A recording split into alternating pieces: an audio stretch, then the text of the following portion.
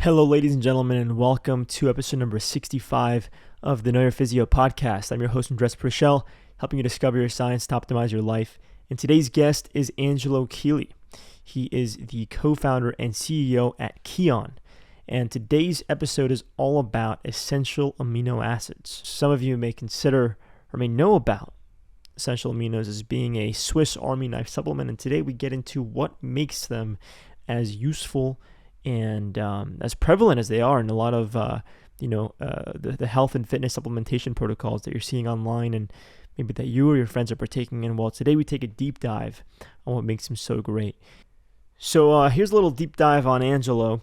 He is an absolute powerhouse of sustained creative energy in all aspects of his life. He is a successful health entrepreneur and CEO, coach and consultant, fitness enthusiast, outdoorsman. He's a highly engaged father and husband, polyglot, multi-instrumentalist, and according to him and his team, he's a world-class beatboxer. We did not get him beatboxing on this episode, but I promise you we'll get him beatboxing on the next one. It goes without saying, Angelo is a true Renaissance man. As you already know, he is co-founder and CEO at Kion. He scaled Kion into one of the most trusted supplement brands in health optimization in just 4 years. And he did this back in 2017 with Ben Greenfield. He personally cracked the code to maintain high levels of stable energy. And today, Kion is an active lifestyle supplement and functional food company dedicated to helping folks fully experience a joyful, active life by providing the purest energy-enhancing solutions. And this is the very reason why I became affiliated with Kion. Over the years, I've had the chance to experiment with hundreds of supplements and brands, and it's really cool as an influencer and with my online presence to get offers all the time to try things and to recommend things. And I'll tell you what, as many incredible companies as there are out there, I believe in taking a minimalist approach. I think less is more in the realms of high performance, fitness, health optimization, even longevity, because it's what you can maintain most consistently and it's what you can measure. If you're taking tons of supplements, how do you know what's doing what? You can't. There's no way to do it. And I find that when you take less supplements, that alone motivates you to get the remaining nutrients, macro and micronutrients that you need to flourish from your diet. So I believe in diet being the absolute majority, right, as far as sourcing nutrients. And when you take supplements, it should be specific. It should be something you can measure. It should be something that you can maintain consistently if that's what you need. And I find that Kion certainly meets this criteria. And of course, with the attention to quality and purity, it's a no-brainer for me. And it was an absolute no-brainer to become affiliated with this company. And it's the reason why it was such an honor and a pleasure to have Angelo on the show. So back to Angelo. He was born in Austin, Texas, to natural health entrepreneurs, as you'll soon learn. And he was immersed in the world of supplements and natural fruits from birth. There's a lot more to his story, but I'll give Angelo a chance to fill you guys in just a moment. And this guy has absolutely cracked the code for harnessing, honing, and maintaining his own high level of energy. And he's absolutely dedicated his life to studying so that he can help others do the same and pass the torch.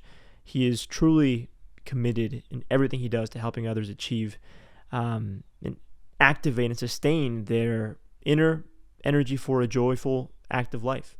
And we want to let you guys know, if you're tuning in right now and you want to get a sweet little discount off of the Kion Essential Aminos or any Kion supplement for that matter, you can use code Andrés P, ANDRES, and the letter P, like my last name Preschel, first letter my last name P, Andrés P, to get a massive discount off your entire order for life or any subscription for that matter. So you can use that code or just see the show notes for more info.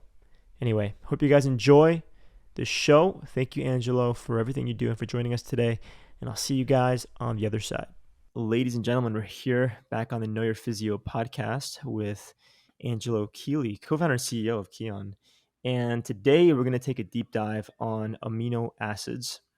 Now, I just a little disclaimer, did take some amino acids on this show just before the show, and and I will often take amino acids before any kind of high performance bout because of the incredible effects that they elicit on the brain. Now, we're going to get into that in just a second, but here we have Angelo with us. And Angelo, first of all, welcome to the show. If you don't mind, I'd like to begin with your why and why you do what you do before we jump into the science of amino acids. Thanks for having me, Andres. And I guess I just need to start with an admission. I'm also on amino acids right now. I basically Sweet. always am. My team, they jokingly call me Amino Keely because I'm Amino like Keely. Amino Keely instead of Angelo Keely. My why, that's such a broad question, man. I guess my why for being here today on the show is because I really like what you do. I know that you are a believer in amino acid nutrition, in optimized health, in our company, Kion, that I'm part of. And so I'm just excited to like have conversations with caring, thoughtful people that want to help people get healthier.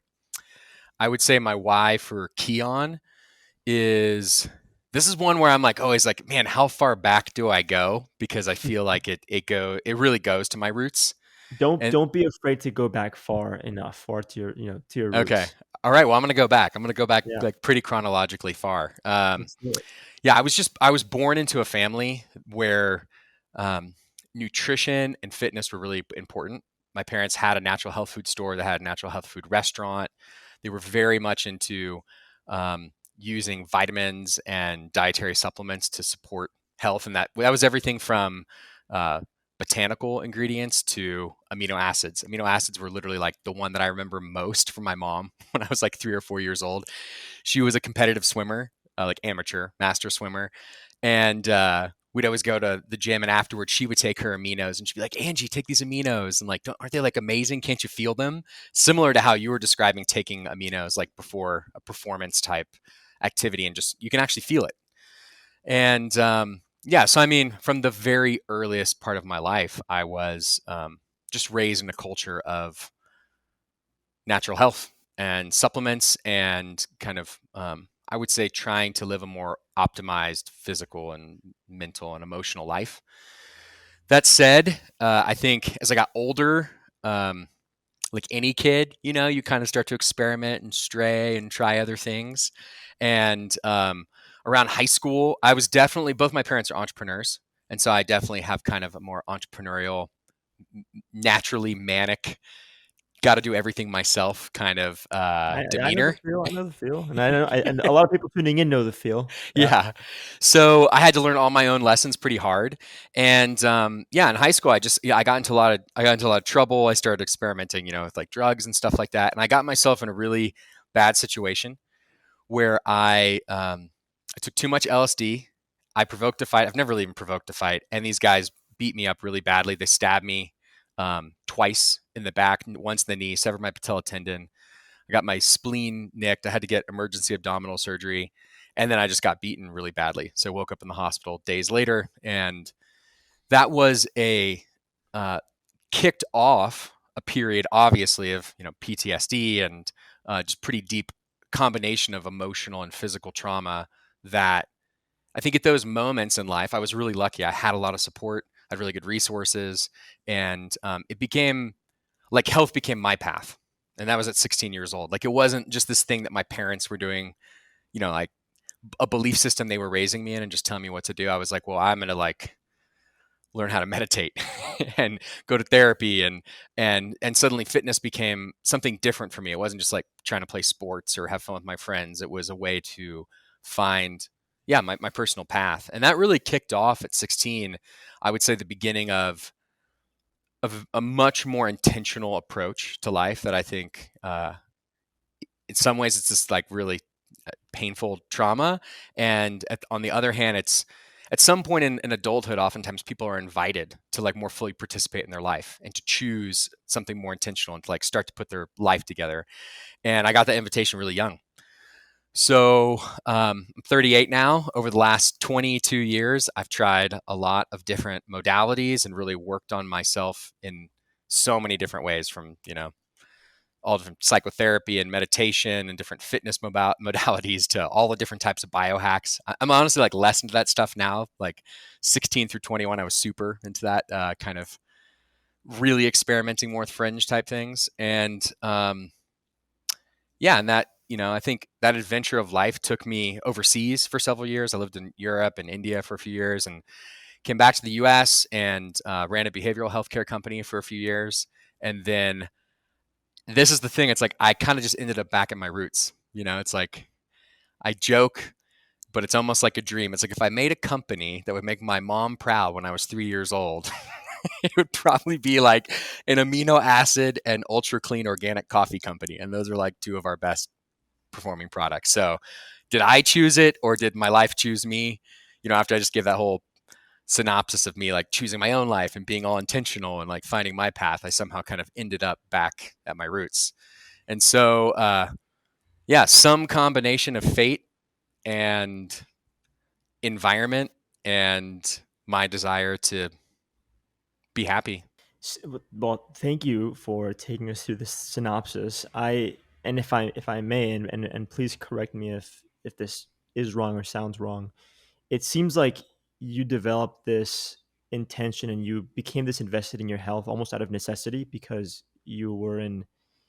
such a you endured such a traumatic event. And I think that for a lot of people that are tuning in, including myself, that is the case. But what about for the folks who don't have a traumatic experience? What do you think they can do to gain some awareness to really take these matters into their own hands and be this invested? Because I find that those who maybe don't see something so direct, so traumatic, whether it's with them or someone around them, maybe they'll just dismiss the small habits that add up until maybe it's too late. So early on, let's say for the person tuning in, people that are in their 20s, 30s maybe, if you don't have some kind of trauma or some intense drive to pursue health in this way, how do you think they can gain some appreciation towards this path? I've tried to understand in the past like why for people who get exposed to some kind of harder conditions that their life um, takes this different trajectory.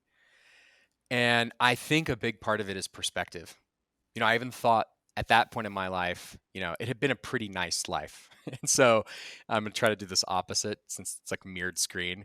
But if like things are like, you start out with a baby with no experience and progressively you get more and more experience, it's all like pretty good. Maybe there's some bad things, but not that bad. And suddenly you have this experience, it's like, quote, really bad. My absolute value scale of total experience suddenly got much wider. And suddenly I had way more perspective about what life was, what meaning was, what life was. And so I think you can intentionally create more opportunities for perspective without any kind of trauma or without any kind of danger or conflict. It may feel scary because we all get used to our own little way of being, but that can be like going to another part of town that you don't go to, talking to people that are very different than you, traveling. If you think you really believe something and you're really confident that that's, you know, the truth, whatever it is. Let's say you're 100% positive that keto is like the way. Read some anti-keto hardcore scientific literature and just see what it does to your brain. If you're on the opposite side and you're like, oh, keto is a joke, what a waste. It's like just this newfangled, fad they're trying to manipulate people with to confuse them about the way macros work. Read like hardcore keto literature and see what it does to your brain and see what new perspective it gives you. I think just being open to perspectives different than the ones that you have will do magic for you. I think that's very well said. And where my OCD competitive mind took me is if I read up on what are the reasons not to do this or believe this, if I read up on those and study them, then when someone debates me, I'll just kind of know what's in their arsenal and I can be better prepared to debate them. you know, but no, but I think that's very well said. I think it's a matter of really pursuing exposure, knowing that in either case, it's going to lead to greater awareness. And that awareness is something what we need to enable these habits, even if we don't have traumas. Just general exposure and being open is going to be helpful in some fashion. I think it'll dislodge you from like set patterns. Right. Because And that's I the think, main thing. You're saying someone's kind of just doing their thing. They're not really thinking about changing their behavior or trying something new. And if you want to dislodge that, I think perspective. I don't know if that's going to help you develop discipline, right? To suddenly start working hard every single day to develop in a certain way, but I think it'll at least make you open to the possibility of trying new things. yeah, Yeah. it'll plant the seeds in some way. Speaking about, let's say, trying new things, what is there to say about essential amino acids? What are they? And what makes Kion amino acids as special as they are? There's very few things where I'd be like, this is the absolute supplement that everyone should take, like no matter what, and if you don't take this, then then you're going to be in all this trouble or something. You're going to have these health issues. I think I come more from a perspective of, hey, we're on this planet, we have this life, and we have these bodies, and there are certain ways that we can feed and nourish ourselves to create certain types of experiences. And there are insights that we have around biochemistry and nutrition and the way that bodies work. And we're in a unique context today in the world where it's not just like whatever food's immediately available around us. We can choose all kinds of foods from all over the world. We can choose more or less processed foods. We can choose isolated nutrients. And we're challenged also with like going out to dinner with our friends. Are we going to have a drink? Or are we not? Are you going to eat the chips at the Mexican restaurant or not? That's deep fried in vegetable oil. Like it's a complex thing. And so I just in no way want to come across as like absolutist that there's one thing. So hopefully that softens anyone who's a skeptic to begin with. So to start with, amino acids really are the building blocks of life. And I'll take kind of a higher level biological perspective on this, but there's a couple different ways of looking at this. On one level, like literally life form as it exists, and us particularly as human beings, we know that about over half of our body is water, and of the other half of the solid material, over half of it is made up of proteins, all different types of proteins. That's muscle protein, but it's also all of our organs, that's enzymes, that's many different parts of our body. And those proteins are literally built up of amino acids.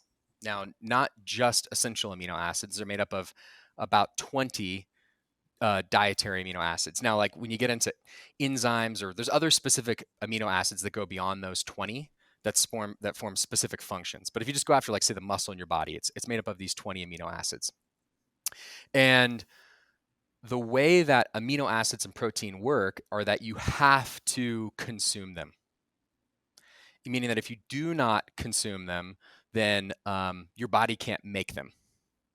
Now, that's not true for all the amino acids, though. That's true for the essential amino acids.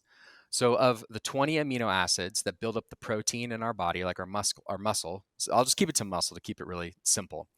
9 of those are essential. If you eat those 9 essential amino acids, then your body can use those to create the other 11. And then also like other derivatives of those amino acids to perform other specific functions.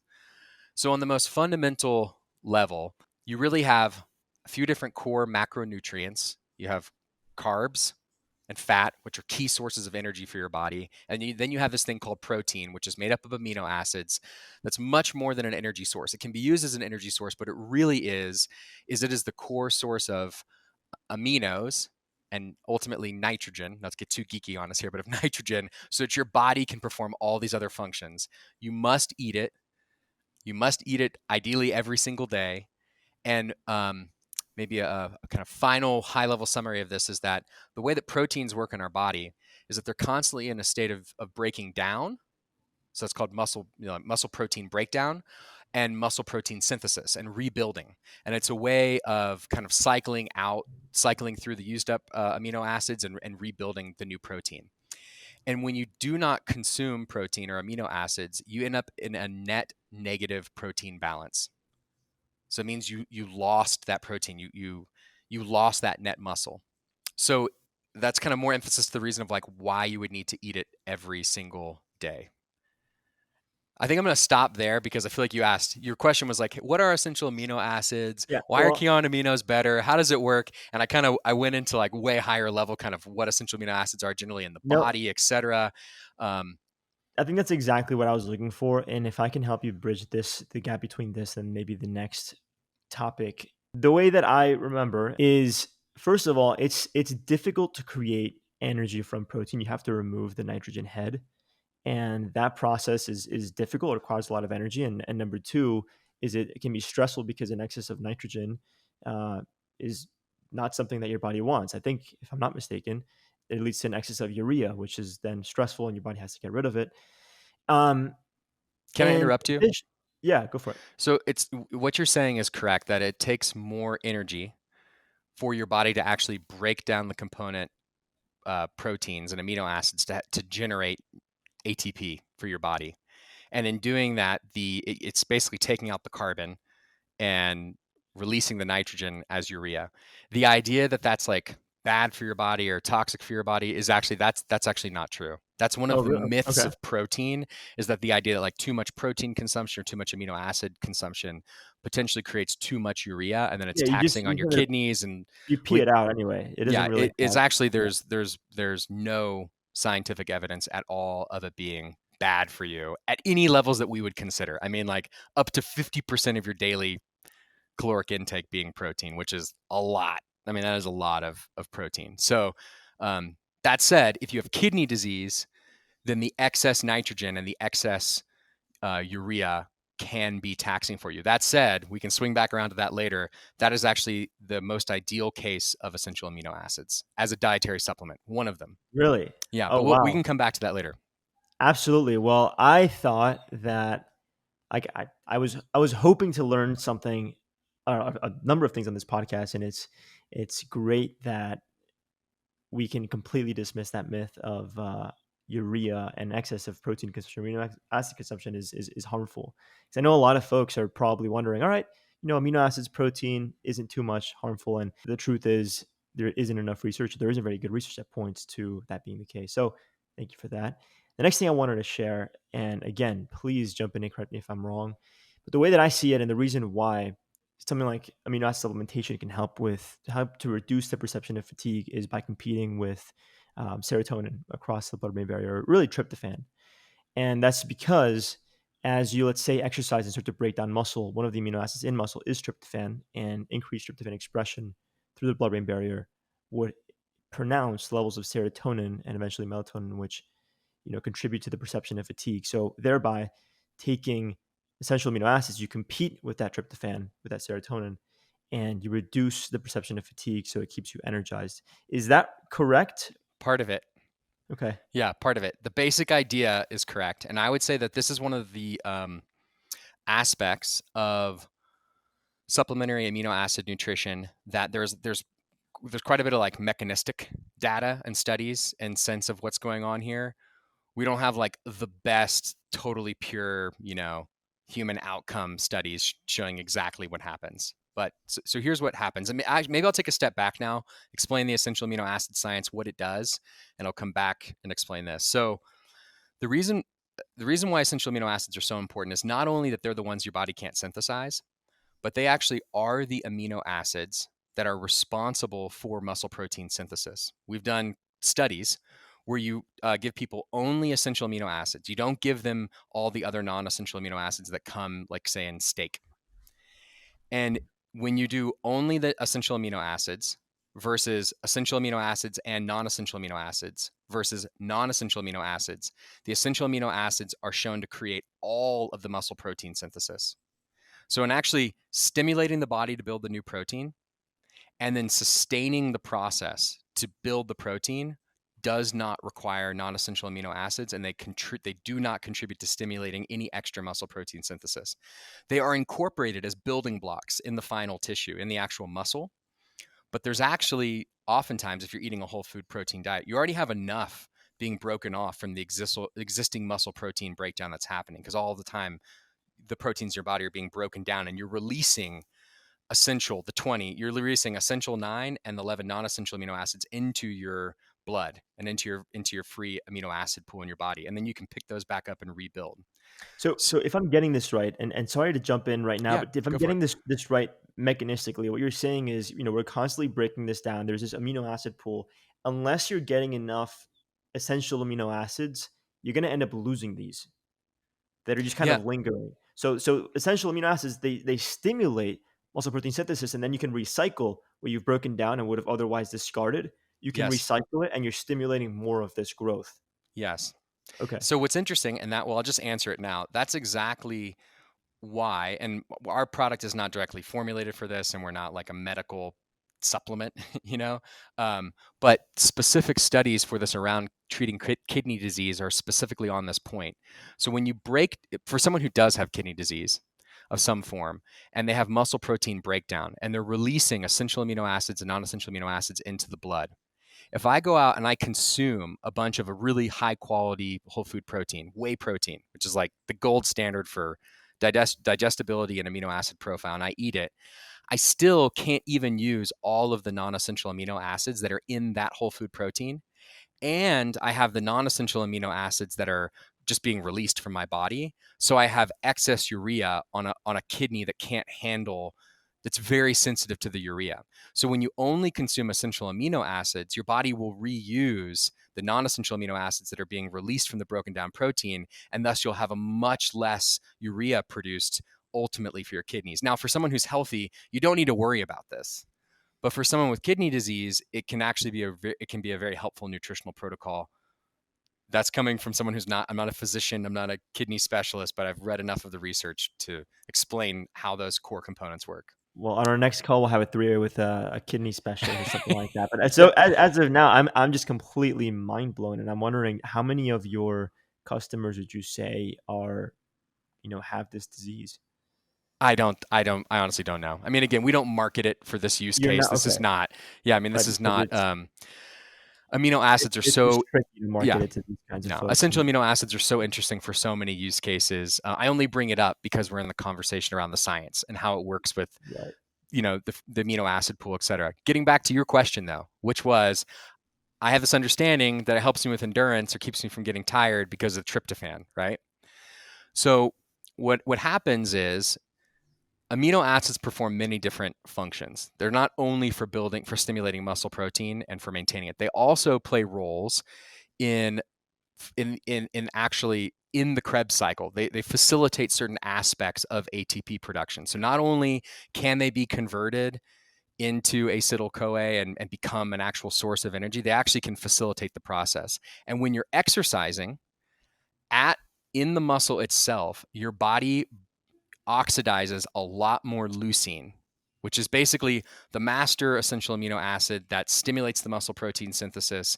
And is really like the most important. If you go out there and Google muscle amino acids, you're going to hear about leucine. Like it's the one that is the key that starts the ignition. So it basically oxidizes at 3 times the rate when you're doing some type of intense exercise. And when you do that, suddenly, and it's being oxidized so quickly because it's supporting in this process of energy production and supporting the muscle. At the same time, too, when you're exercising, you stimulate more muscle protein breakdown. So you're releasing more amino acids into the blood. In this whole process of doing that, and you're also, when you're doing that, you're releasing more amino acids into the blood so that you can support this oxidation of leucine. So there's 2 reasons. One is I'm doing a lot of exercise, it just naturally breaks down my muscles. Secondly, I'm being encouraged to break down more muscle tissue, so I have more leucine to oxidize to support this exercise process.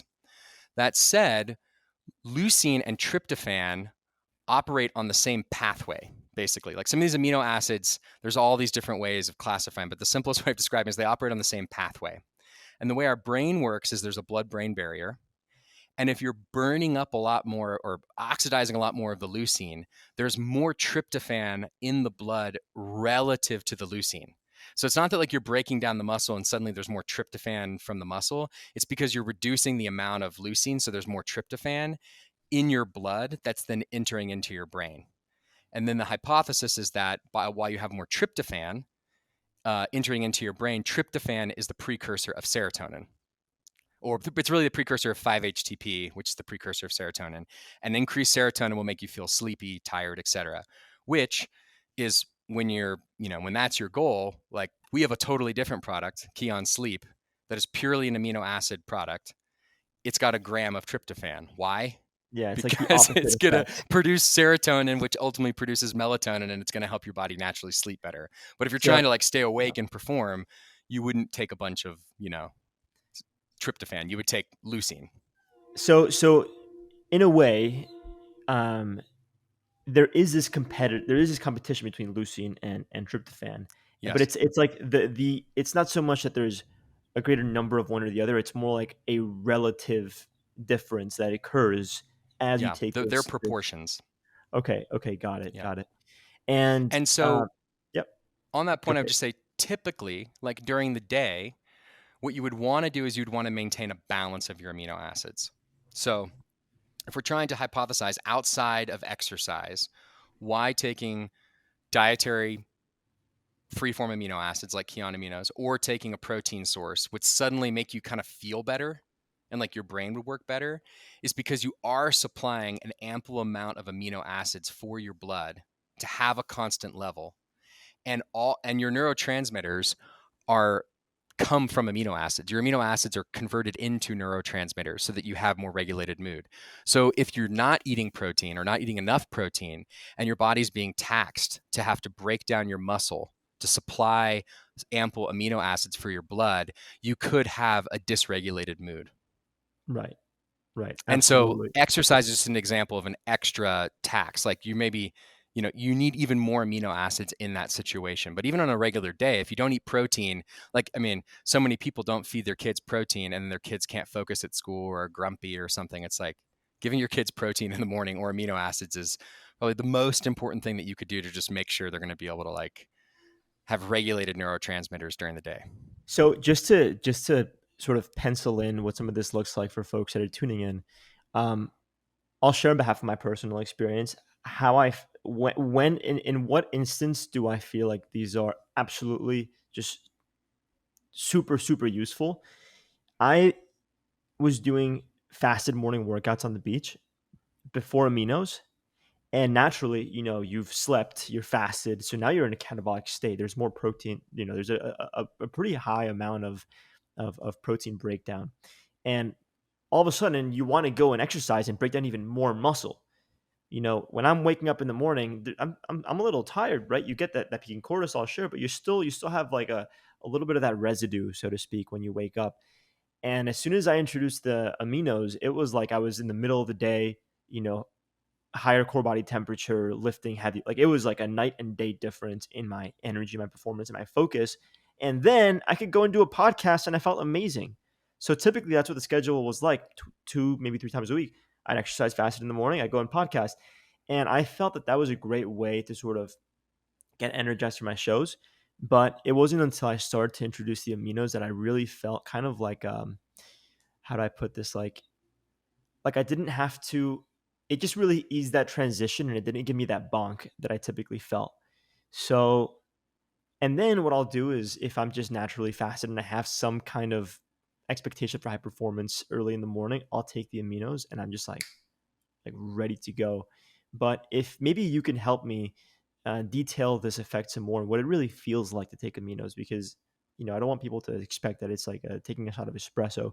Like if you can maybe tell us, how would you describe this feeling, and when do you think it's the most useful? Number one, I would say that it depends on each person's kind of different. So I'm really going to speak to my own personal experience around this. But fundamentally, I've had the same experience of trying to fast without amino acids and then fast with amino acids, and the difference is just night and day. The reason for that is if I deprive myself of calories of any kind, right, or just deprive myself of food, I'm going to use up the glucose first. I don't subscribe to a pure keto diet, right? So I'm not like totally fat adapted. So I'm going to use up all the glucose first. And then once that's gone, it's going to start to look for other fuel sources, right? And that's going to be it's going to be mostly fat, but it's also going to increase the amount of amino acids, like double it, triple it, the amount that it needs. So it's going to encourage me to break down even more protein to do that. And that is just a harder process. Like it is like you were saying earlier, it's a more energy intensive process. So there's extra stress on my body to try to get this energy that I need for my brain. So if I just give my body those amino acids immediately, have them in the blood, then immediately they're going to be used even instead of glucose at that time to support energy production. But on top of that, that's like from like a mental level, or from a energy production level. From a mental level, again, if I haven't eaten protein or haven't eaten amino acids for an extended amount of time, it's very different than just not having eaten carbs, not having eaten fat for a while. Like literally my body is breaking down all the proteins. It needs new ones. And just like you said, if you go through this, if you go for more than a few hours, your body turns catabolic. You're going to start breaking down more protein than you're bringing in. And so it's taxing on your body. And you're likely going to feel it in your mood because it's that much harder to get the amino acids for your mood to basically be like regulated. And then on top of that too, just in terms of pure performance and your exercise and your workout, amino acids, I mean, just so many studies have been shown to overall prevent muscle protein breakdown and enhance muscle protein synthesis. If you're preventing muscle protein breakdown while you're exercising, your muscles are not going to get as tired as quickly. I mean, it's just you're preventing the amount of the breakdown that's occurring. So you literally your mental perceived energy will feel brighter. Or I feel brighter and more awake because my neurotransmitters are in line. My overall kind of like energy production is not as taxed. And if I'm doing something exercise based, then from a muscular and like stamina basis, I have a lot more stamina. Yeah, absolutely. And that's a similar. I mean, that's the reason why I appreciate it. I noticed that I guess the way that it feels for me is it is subtle, but it is there, and it's kind of like, I'll put it this way: it's something that maybe you'll take it and you forgot you took it, and then you'll be like, "Man, I just got a great workout. Or I'm just like flowing," and then you're like, "Oh, wait a second, it's Yeah. not a coincidence." Yeah. And that to me is always really special. Like, I'm the guy that rather do that over just kind of taking something and immediately feeling like I don't know. I find that I'm a little more sensitive, and I like a nice subtle sort of build up. Um, and let me ask you this: we spoke about fasting for a moment. For the folks that are fans of intermittent fasting, certainly I am, but does this take away from some of the benefits of fasting, or does it add benefits? How does it influence fasting? Maybe is there a metabolic influence as well that maybe you can take away from some of the benefits of fasting? What's your take? I think it kind of breaks down to like, why are you fasting? That's typically how I answer this. If you're fasting because you like the way that it makes you feel, like you don't like to be kind of weighed down by digesting food early in the morning, then obviously it's totally positive for that.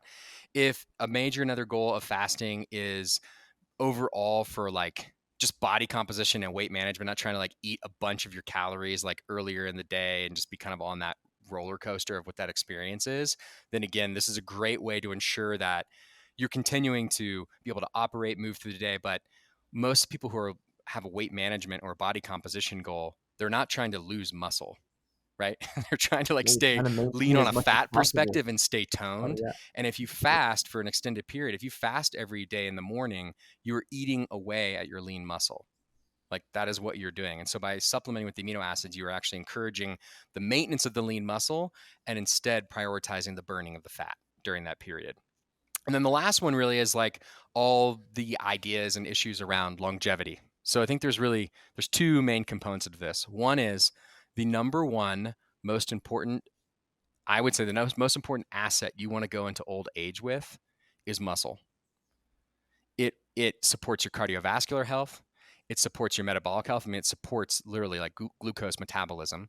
Um, Third, and maybe most importantly, most obviously, when people get older and they get injured and they get hurt, what people don't realize is your muscles are the reservoir of amino acids for the rest of your body. That's why when you get injured to get hurt, that your muscles just waste away. And that's because you're in the stress response where you're not as receptive to building new muscle, but all of your other organs need the amino acids from your muscle. So it's just such an important asset to go into long life with. When you look at it, increased lean muscle mass is so clearly tied to increased length of life and quality of life as you're older.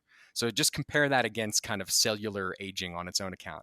Then on top of that, what's very interesting, and this is one that I think leads us in a whole nother direction, but it has been shown that in very similar ways to caloric restriction, not very similar ways, it's the same mechanism of action as of caloric restriction and fasting, the three BCAAs that are part of essential amino acids promote mitochondrial biogenesis to an equal or better extent.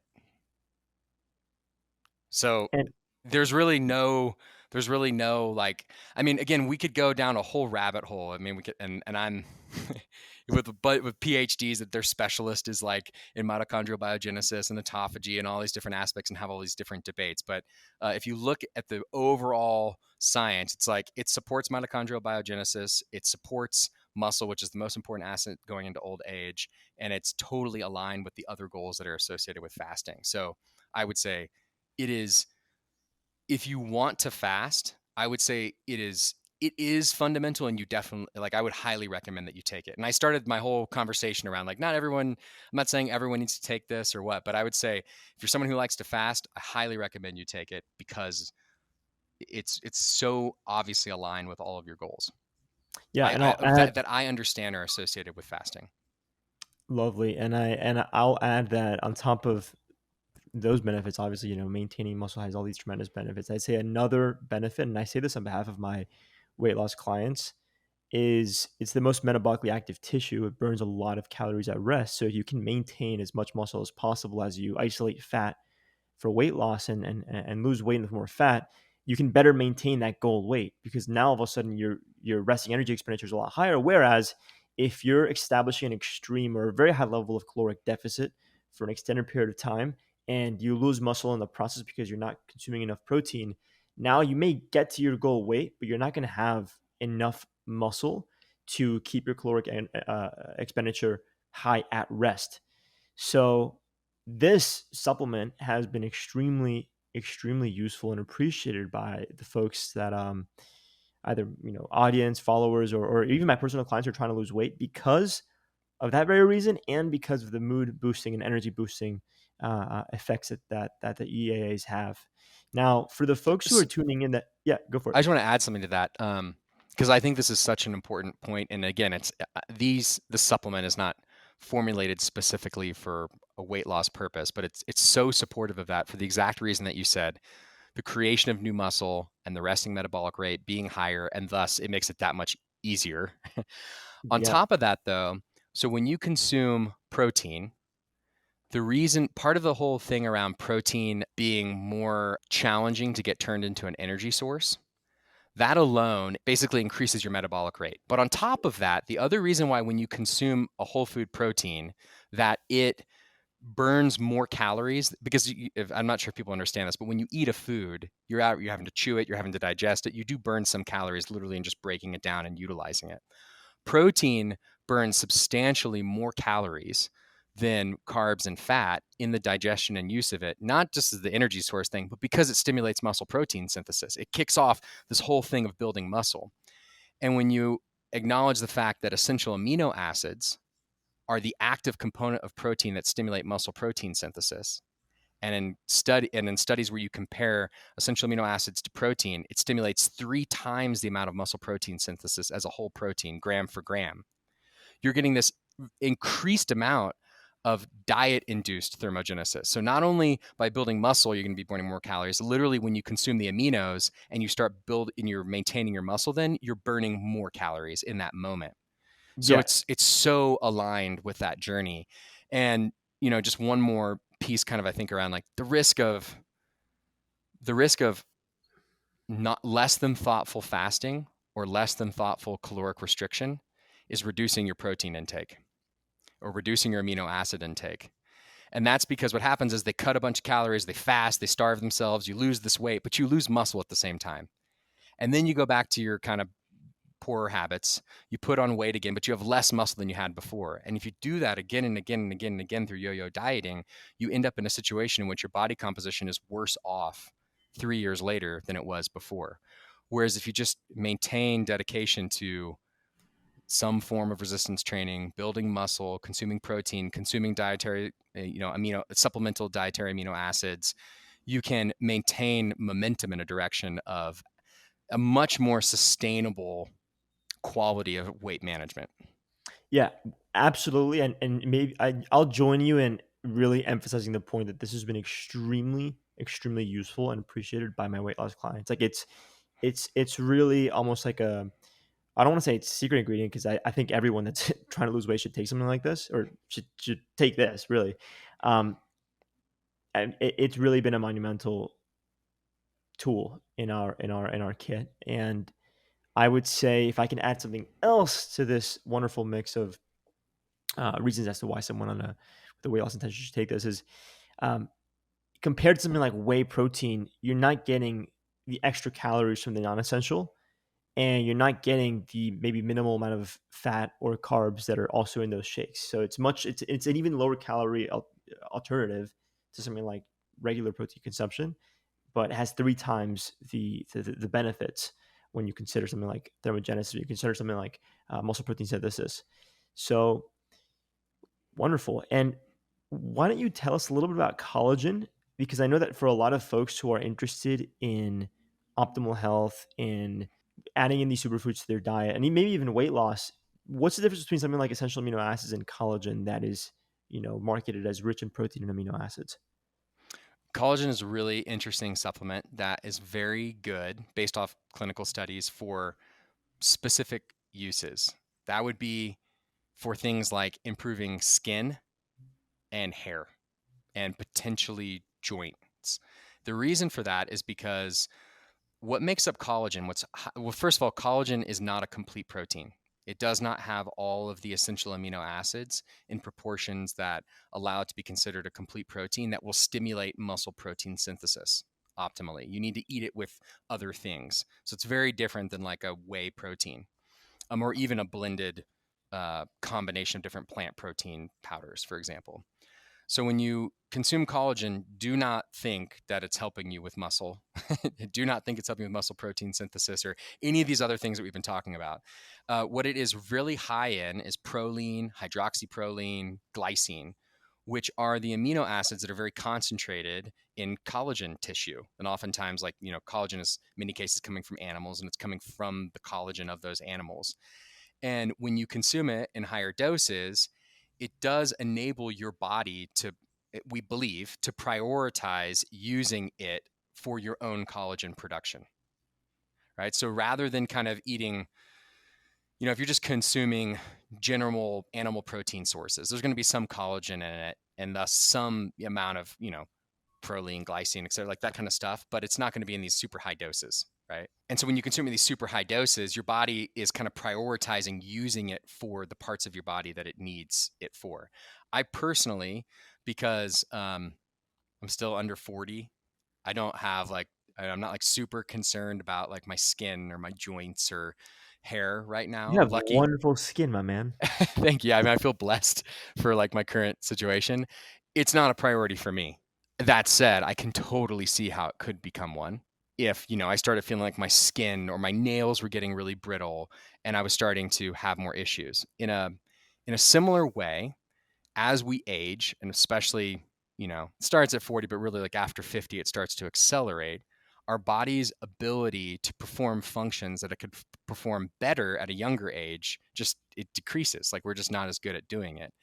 And so our ability to support collagen synthesis does diminish as we age. And thus, that's why, it could make sense when I'm 60 years old to be taking collagen if I really want my nails to be strong and my joints to be stronger and my skin to look good and my hair to be, thicker and feel better. And I can totally understand a younger person wanting to do it for the same reasons. Yeah, I think we can make fun of the carnivore folks here for just a second that are eating liver for the sake of supporting their liver and eating brain to get smarter. But that being said, can you tell us? Let's say someone is all about this science and this kind of application, but they go, all right. Is there a way to get maybe these benefits without having to take a supplement? Can you eat certain foods that would have a similar or even the same effect? As humans, right? I say that because I think actually we can tell that animals have different needs. And we're not actually totally clear for humans what the perfect combination of essential amino acids and non-essential amino acids is. We've actually done much more studies with like livestock. With livestock, we can tell that they really need about like 20% non-essential amino acids and up to like 80% essential amino acids. So that's more than anything we get in like a natural food source. In a really high quality natural whole food protein source, the gold standards are things like whey, eggs, um, lean meat, etc. There are some plant sources that are higher and that are complete proteins, meaning they have all the 9 essential amino acids and they're in higher proportions, things like soy, quinoa, buckwheat. But overall, animal proteins are going to be the most concentrated in essential amino acids, and they're going to be in more ideal proportions. So there are ideal proportions. We haven't really gotten into this aspect of it yet, but if your goal is new muscle protein synthesis, you would ideally consume an amino acid supplement that is based on the proportions of the amino acids, kind of going back to this idea earlier about like the proportions of amino acids in your blood and why you would get more serotonin. You would build them in the proportions that they are in human skeletal muscle. Those are different types of protein in your body, but human skeletal muscle, the proportions they're in there. Then you would increase the amount of leucine to make it about 40%. You basically like double it. You'd increase isoleucine and valine and lysine as well, because they directly support the earlier stages of muscle protein synthesis. And in that ideal formulation of essential amino acids, you get the optimal amount of muscle protein synthesis. You get the best utilization. That's kind of like as much as we know at this point. So when you're looking for whole food sources like that, it kind of comes back to these whole foods, and I'm talking about things like whey, eggs, steak, and that's based both off of our body's ability to digest the protein and extract the amino acids and the composition of those amino acids. So if you are really focused on your diet and you don't want to take supplements, I think consuming, really eating about a gram of protein per pound of body weight. So if you weigh 150 pounds, eat 150 grams of protein a day. It's going to end up being about 30% of your daily caloric intake. And then the rest of your diet, and that's all of like really high quality protein. I'm thinking whey, eggs, meats, etc. I mean, it could be plants as well. They're just not as ideal. So they come with more calories, more carbs, and even you could argue more heavy metals. And yeah, but everyone Yeah, it has their depends. I preference. mean, it's like I'm I biased. think the heavy metal risk is really more with plant protein powders, because you're extracting out, because you've Well, got this huge yeah, mass of no, plants. that's why Yeah, I mentioned it, because otherwise, to get the same amount of bioavailable complete protein from plants, you have to consume them with surrounding macronutrients like a ton of, fat or carbohydrate to get the similar as you would with something like an animal protein. I think it would just be more calorically dense. I mean, of course, it had the it there's is. I mean, there's that is. You there's just get, it's a yeah, lot more calorically dense. I mean, if you look at how much protein is in some rice and beans versus a piece of chicken, it's like, it's and it's crazy. If you funny. look at the photos. Rice That and beans is said, considered a complete protein, yeah. but to get so Yeah. That said, I think it also depends on lifestyle. If you're an intense endurance athlete, it may make sense because you have so much caloric needs. If yeah. you are like working an office job from 9 to 5 and you're having kind of a hard time exercising and getting to the gym and stuff, I would say it's gonna be pretty hard to hit your protein needs on a plant-based diet because you're just gonna be eating so many calories. Yeah. But I mean, and thus it makes sense why some of these, higher performance athletes have been able to achieve it. It's because, I mean, they're burning so many calories. They can eat 5,000 calories a day. So yeah, I think all that to say, if you're really intentional about hitting those protein goals, mixing that with, I think, really good plant combinations, so you get other great, micronutrients, and put in the amount of carbs and fat that you like, you can be a pretty healthy person. All that said, I think if you are over the age of 50, your ability to digest protein and your sensitivity to stimulating mTOR and developing new muscle is greatly reduced, and you'll get a lot of benefit out of a supplement. If you are someone who likes to fast, like, well, you're just kind of eating away at your muscle unless you take this. I mean, you could choose to do a protein powder instead, but then you're digesting the protein and kind of dealing with that. If you are a really high performance athlete and you're like really trying to train hard, I mean, test it. Take 3 scoops of something like Kion Aminos, take 15 grams, which is really like on a linear basis, you get the maximum benefit. You can take up to 15 grams at a time. You could, Andres, like before and after training, you'll be blown away that really it's just as good. If over that, it starts to Like kind of FOMO, plateau. I've never taken more than like a scoop and a half. Should I take 3 scoops today? Well, I'm not saying you should. I'm saying that you Just a can. Yeah. just from a biohacking self-experimentation perspective, just for fun, You should I will take utilize creatine? it. You will utilize those amino acids for net muscle gain. I'm gonna do that Yeah. today. Beyond that, you won't as much. Or yeah. Cool. Or And yeah. one last question for you here. I know, is there a very particular use of amino acids that maybe you've heard about that has been useful for some folks? Is there anyone that takes it for a very specific reason that could agree with the science, but isn't typically something that you'd promote? Like, is there something I like don't think people should do with it? Is there something that you think people shouldn't do, or something that people have used it for that you're just kind of like, That's why? weird.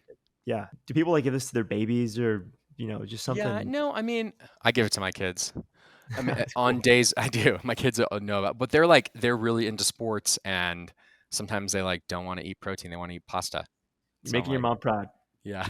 Um, Or maybe a here's the better main question thing. is there Here, something that people absolutely shouldn't use this for? well, here's what I would say. So in this whole conversation, we didn't get too into talking about the BCAAs, branch chain amino acids. And I think many people, if you listen to this podcast and we didn't get as much into like, well, what makes Kion different or our product, et cetera. But if you go out there and you start searching aminos, you're going to find BCAAs, which are branch chain amino acids. And that is leucine, the one I talked about before, isoleucine, and valine. And the reason why you're going to find those three in a formula is because we discovered 30, 40 years ago that, like, wow, these are these really important igniters and supporters of muscle protein synthesis. What we've discovered since then in the last 25 years, and it's very clear now, but the supplement industry doesn't care, they keep selling it, is that BCAAs they do not support muscle protein synthesis on their own. You must absolutely have the other six.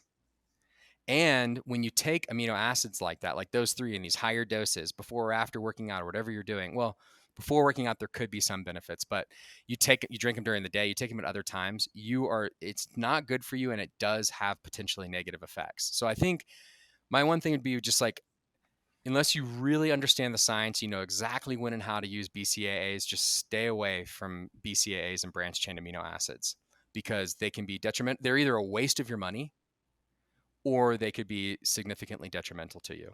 Whereas when you take a complete essential amino acid complex with all nine, if you take a brand that maybe has them like in a weird combination and it's not perfect, like you're probably not going to have that much risk. You're going to get way more benefit if you take ones that are in the proportions that I described earlier, which naturally we based ours off of because that's what that's what the science shows has worked. But yeah, I think that's really it. I think it's not so much when and how to take it. It's like BCAAs, just the widespread use of them with people not really knowing when and how to use them and what they do, and just the potential waste of money and negative effects of taking them in isolation. So there's nothing wrong with the way that you take EAAs. It should just always be a replacement for what you could take incorrectly, which are BCAAs. It's the right thing to do. Well, very lovely. Thank you so much, Angela, for joining us today and taking us through this incredible applied science. I hope that my audience can get their hands on their EAAs and do some experimentation and some performance bouts, whether it's physical or mental, and enjoy the awesome benefits as we are right now. Thank you so much. Thanks, Andres. It was a pleasure, man.